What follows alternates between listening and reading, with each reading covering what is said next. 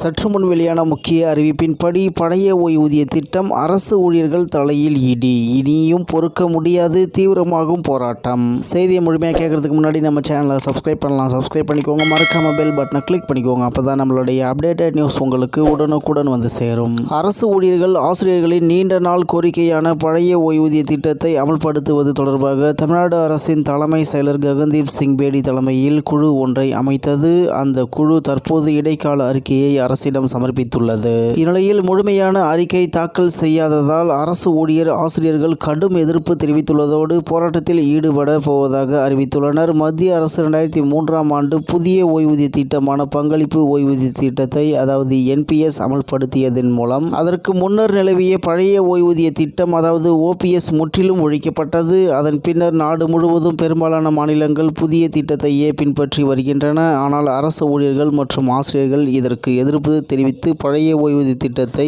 மீண்டும் அமல்படுத்த வேண்டும் என நீண்ட காலமாக கோரிக்கை விடுத்து வருகின்றனர். இந்நிலையில் பழைய ஓய்வூதிய திட்டம் புதிய ஓய்வூதிய திட்டத்தின் கீழ் ஊழியர்கள் தங்கள் ஊதியத்தில் இருந்து ஒரு பகுதியை ஓய்வூதிய நிதிக்காக செலுத்த வேண்டியுள்ளது. ஆனால் பழைய ஓய்வூதிய திட்டத்தில் அரசு முழுமையாகவே ஓய்வூதியத்தை கணக்கிட்டு வழங்கியது.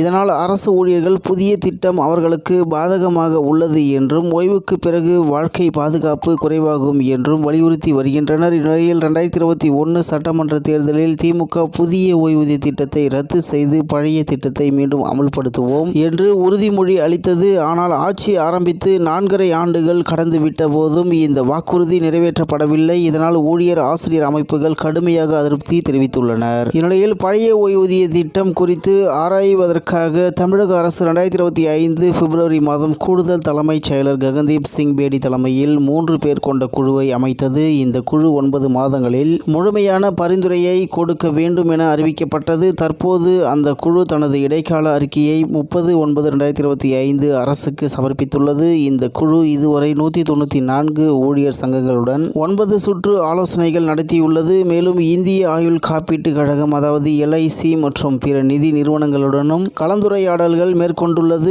7.36 லட்சம் பணியாளர்களின் மற்றும் 6.75 லட்சம் ஓய்வூதியதாரர்களின் தரவுகளையும் சேகரித்து மதிப்பீடு செய்துள்ளது.